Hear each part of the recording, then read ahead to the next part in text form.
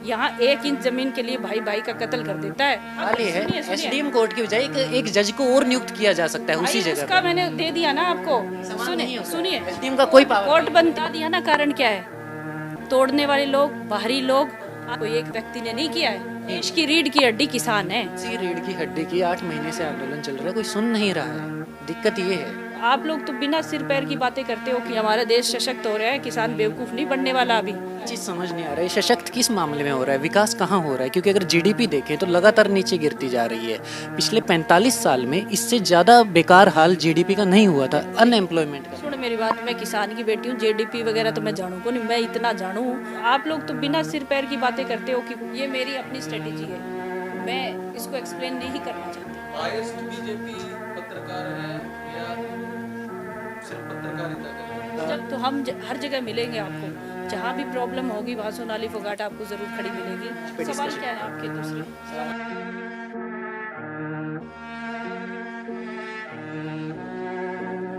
Ma'am, जहाँ पर हम देख रहे हैं लगातार भाजपा पार्टी और जेजेपी पार्टी का विरोध हो रहा है तीनों कानूनों के चलते, कृषि कानूनों के चलते, वहीं पर आप लगातार इस चीज़ का प्रचार कर रहे हैं गांव-गांव में जाके कि कानून सही है। तो शॉर्ट में मैं जानना चाहूँगा तीनों कानूनों का एक एक फ़ायदा क्या हो सकता है? देखिए, कानून जो आया है, देश की सरकार ने जो कानून लेके आई है वो पार्लियामेंट में बहुमत की वजह से पास हुआ है कानून, तभी लागू हुआ। और अभी कुछ लोग धरना प्रदर्शन पे जैसे कानून आने के बाद बैठे, तो उसके लिए कोर्ट ने 1 साल के लिए इसको स्थगित कर दिया है। तो उसमें ऐसा है कि जो सरकार है वो हमेशा से यही कह रही है, अगर कानून में कुछ गड़बड़ है, खराबी है, तो उन चीज़ों को ठीक किया जा सकता है।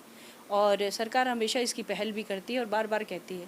हम भारतीय जनता पार्टी के कार्यकर्ता भी यही कहते हैं कि अगर कानून में ऐसा कुछ लगता है कि किसान के पक्ष में नहीं है और कानून में कुछ गड़बड़ी है, इससे किसान का नुकसान होगा, तो हम भारतीय जनता पार्टी के लोग भी उनके साथ जुड़ जाएंगे, उस आंदोलन में चल पड़ेंगे उनके साथ।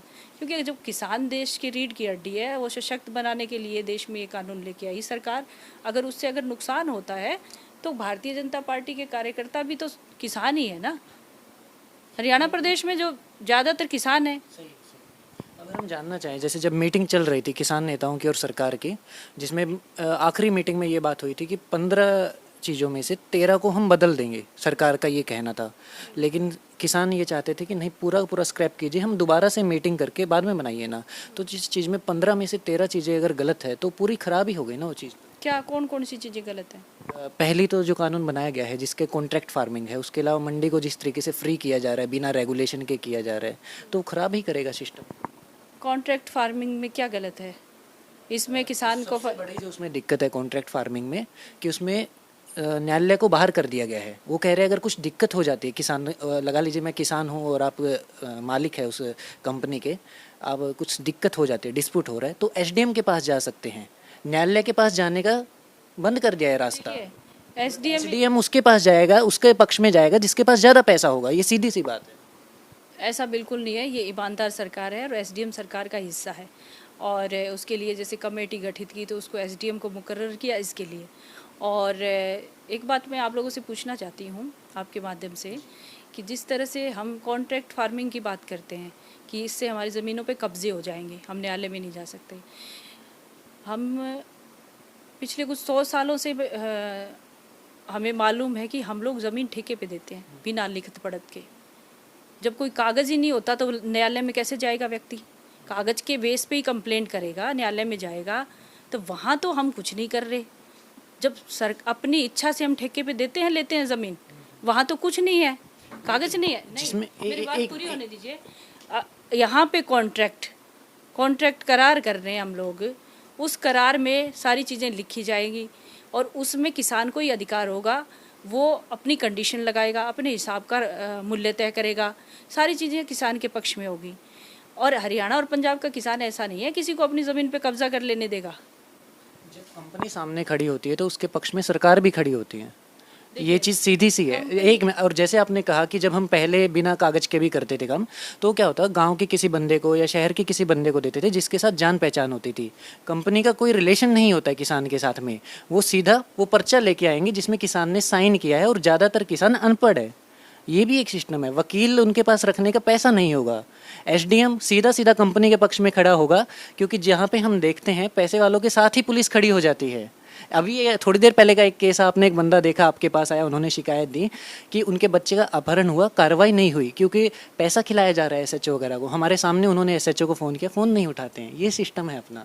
देखिए, आपने कहा ना किसान अनपढ़ है, किसान बड़ी संख्या में अनपढ़ है अभी तक भी। किसान को मैं अनपढ़ नहीं मानती। किसान तो इतना दिमाग है किसान के पास कि किसान ने जंगलों को साफ करके खेती करना शुरू किया, ऊंचे नीचे टिब्बों को ठीक करके खेती करना शुरू किया। अगर उसकी ज़मीन ऊंची पड़ती और पानी नीचे खाड़े में आ रहा है ना, तो उसके पास वो टेक्निक खुद उत्पन्न की है उसने कि बर्मा लगा के पानी ऊंचे वाले किले में पहुंचा दे। वो किसान को अनपढ़ मत समझो, ज़रूरत के हिसाब से। आप मेरी बात सुनिए। किसान लॉजिकल बातें हैं ना जो उस पर अमल करिए। आप लोग तो बिना सिर पैर की बातें करते हो कि वो न्यायालय में नहीं जा सकता। जब वहाँ पे न्यायालय में कितने चक्कर काटने पड़ते हैं। हमारे देश का कानून इतना लचीला है, किसान अगर न्यायालय में अपना केस दायर करेगा तो जो 20-25 साल तक कोर्ट के चक्कर काटने पड़ेंगे। किसान को सहूलियत देने के लिए वहीं छोटी कोर्ट बनाई है, एसडीएम के कोर्ट में जाएगा वो और वहीं तुरंत फैसला होगा। और उसके लिए समय सीमा तय की गई है कि इतने दिन 25 या 30 दिन के अंदर इस किसान का फैसला करना है, वो भी लिखित में है। तो उसको क्यों नहीं मानते आप? और आप बात करते हो कि किसान अनपढ़ है और किसान की ज़मीन पे कब्जा कर लेंगे और वो कंपनियां कर लेंगी। यहाँ तो जानते पहचानते लोग ज़मीन ठेके पे लेते हैं। मैं उन लोगों से पूछना चाहती हूँ, रिलायंस के जितने स्टोर हैं, हम जानते नहीं है रिलायंस वालों को, किसान कोई नहीं जानता। किसान के गांव में नहीं है, शहर में है, तो भी वो रिलायंस के स्टोर बंद कर रखे हैं किसानों ने, खोलने नहीं दे रहे।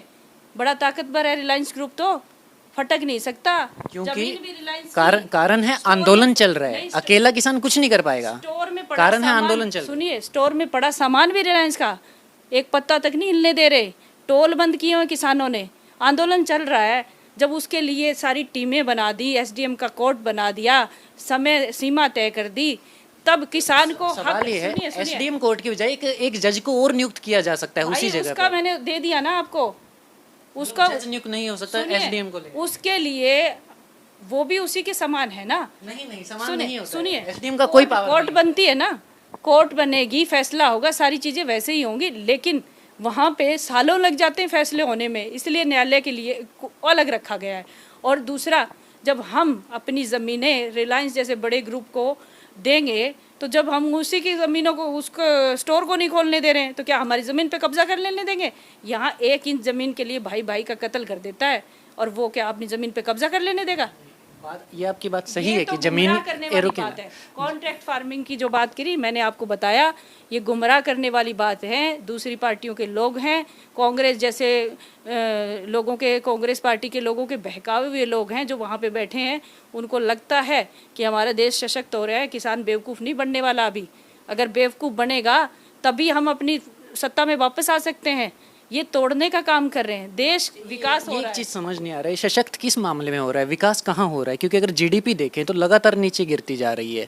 पिछले 45 साल में इससे ज़्यादा बेकार हाल जीडीपी का नहीं हुआ था, अनएम्प्लॉयमेंट का। सुन मेरी बात, मैं किसान की बेटी हूँ, जीडीपी वगैरह तो मैं जानू को नहीं। मैं इतना जानू कि किसान का सरकार काम नहीं कर रही है ना, इसलिए ऐसा के लिए सरकार क्या काम नहीं कर रही, मुझे बताओ। मैं डाटा बता देता है ना, ये डाटा निकाल के देखो ना। इस पिछली सरकारों ने क्या काम किया, क्या डाटा है? डाटा हमारे पास है। अनएम्प्लॉयमेंट 45 साल में, 45 साल एक लंबा पीरियड है मैडम, इसमें कभी खराब इतना नहीं। देश की रीढ़ की हड्डी किसान है, और किसानों के लिए जितना काम इस देश में बीजेपी की सरकार ने किया, किसी ने नहीं किया। आंकड़े निकाल के देख। उसी रीढ़ की हड्डी की 8 महीने से आंदोलन चल रहा है, कोई सुन नहीं रहा है। दिक्कत ये है। बता दिया ना कारण क्या है। तोड़ने वाले लोग, बाहरी लोग आंदोलन करवा रहे हैं, झूठा आंदोलन करवा रहे हैं। देश के पार्लियामेंट में बहुमत साबित होके ये कानून पास हुआ है, कोई एक व्यक्ति ने नहीं किया है। जिस तरीके से राज्यसभा में ये पास हुआ, वो इस मत के आधार पर बीजेपी के पास 94 एमएलए थे कि जो एमपी थे जो राज्यसभा में बैठे थे। 115 की जो रिक्वायरमेंट थी बिल पास करने के लिए, उनके पास बहुमत नहीं था। तो जिस तरीके से ध्वनि मत के आधार पर किया गया, वो एक बड़ा इशू है उसके अंदर। तो होना ये चाहिए था, अगर एक भी एमपी मना कर देता है कि हमें ध्वनि मत नहीं चाहिए, तो वोटिंग होना चाहिए। तो वोटिंग सिस्टम करवाया ही नहीं गया। मेन दिक्कत ये है, 8 लोग वहाँ पे। एक चीज़ तो आपसे इतनी पूछना चाहता हूँ। जी जरूर।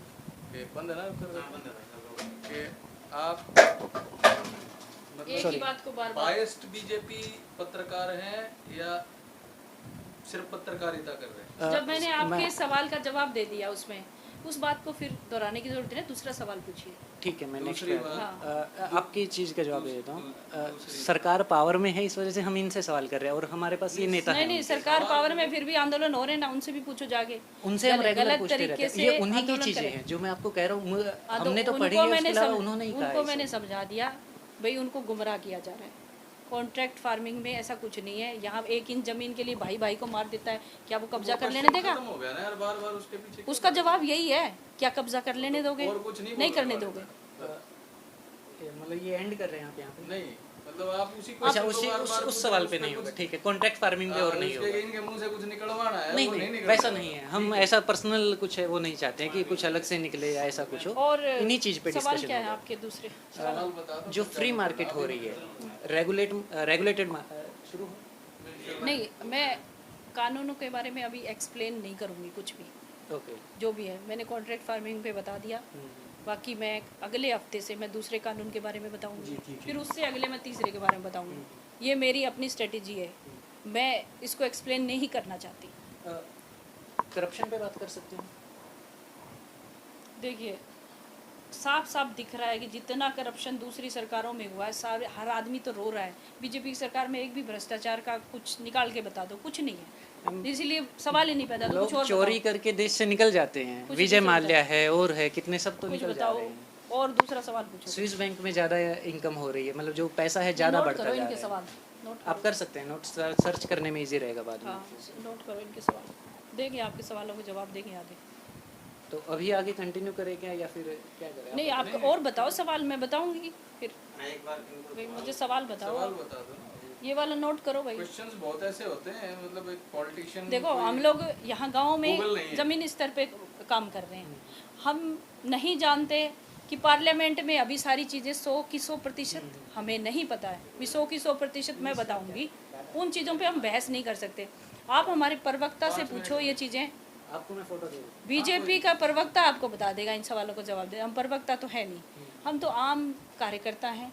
जो यहाँ की लोकल समस्या के बारे में पूछो आप मुझे, मैं बता देती हूँ आपको। लोकल समस्या पे ही आ जाते हैं। हाँ, ठीक है। तो इसमें शुरू लोकल समस्या की अगर बात करें तो आदमपुर में ही, जैसे आप अभी थोड़ी देर पहले ही जहाँ से आए हैं, हाँ, हाँ। पुल के पास का हालात बेहद ख़राब है। उसके बाद जब हम गांव में एंट्री करते हैं, यहाँ पे सड़क टूटी पड़ी है। तो इस चीज़ को लेकर के क्या काम हो सकता है? क्योंकि लंबे टाइम से ये समस्या बनी हुई है, जब भी वहाँ से गुजरते हैं 6-7 साल से वही हालत देखने को मिलता है। इसका क्या हो सकता है? इसका समाधान का हल ढूंढ लिया गया है। वहाँ पे डिवाइडर देके 2 रोड बनेंगे अलग अलग से, और उस रोड को ऊंचा किया जाएगा।